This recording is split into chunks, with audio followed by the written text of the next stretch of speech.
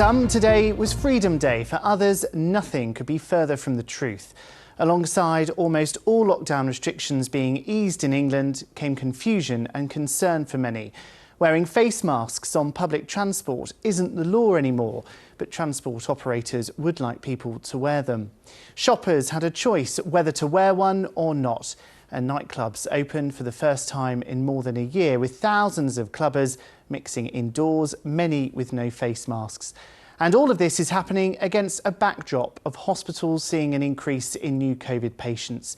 COVID wards are opening again as medics warn the third wave has begun in the south.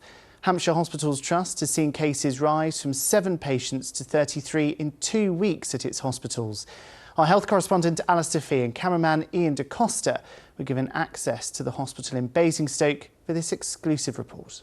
Yes, hello to you from a glorious evening here in Bournemouth. It's stunning, isn't it? On the day that many schools broke up for the summer holidays and visitors started coming to our South Coast resorts for a well-earned holiday.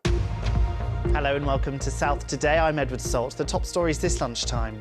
An update in the search for missing Amelia from West Sussex. Police in Cambodia now question 6 men. Some breaking news this evening, and a woman who suffered serious injuries after being hit by a car in an alleged hit and run has died from her injuries tonight. It happened on Suffolk Road in Bournemouth on Saturday. The woman was in her 40s. A 39-year-old man has been arrested on suspicion of murder. Final preparations are underway to demolish the South Coast's tallest landmark.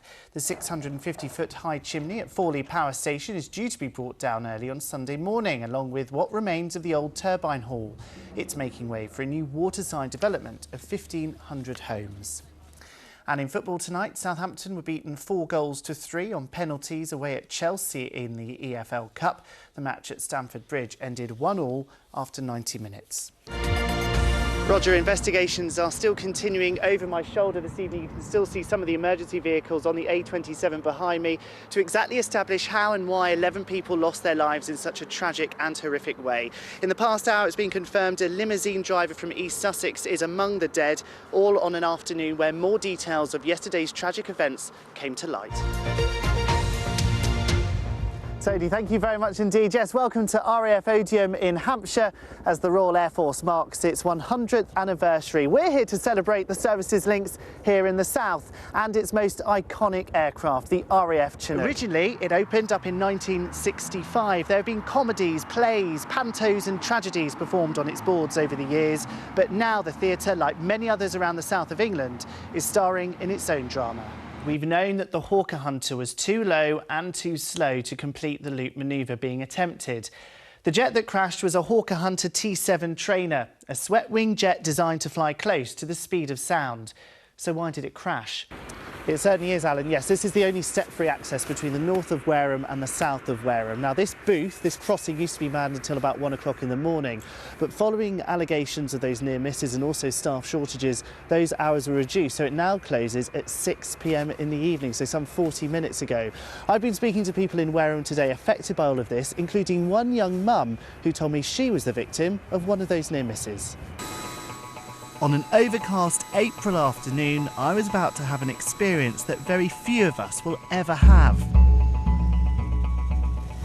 One thing that really struck me as I got closer was the sheer heat coming from the Chinook's exhausts. As we got ready to take off, I'd be lying if I said I wasn't a little bit nervous, but I think I was more excited and I couldn't wait to get in the air.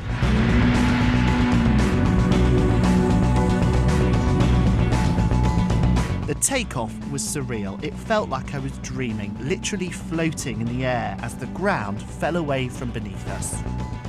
Could you possibly teach me a few steps? We will. We're going to teach you the classic. It's called the river dance step. Okay. Put your right foot in front of your left to start with. Okay, so we're going to go hop, hop, 1, 2, push, pull, and then the left leg's going to come up to the right hip, up, 2, 3. 1, 2, 3, up. Now be honest, you can't tell the difference, can you? 1, 2, 3. I think I'm getting the hang of this. Pull, up. We've got the Christmas market, we've got the cathedral, but I think we're missing something. I want to say Thank you, Pete. Now I'm feeling Christmassy. Back to you both. Cheers. Yeah, that's Ed's Christmas spirit for you. Thanks very much, Ed. Thanks, Alexis. That's it from us. I'm off to bake cakes for the office. That's the sound of them all running for the hills already. We'll see you tomorrow evening at 6:30. Thanks for watching tonight. Night-night. Good night. Yeah.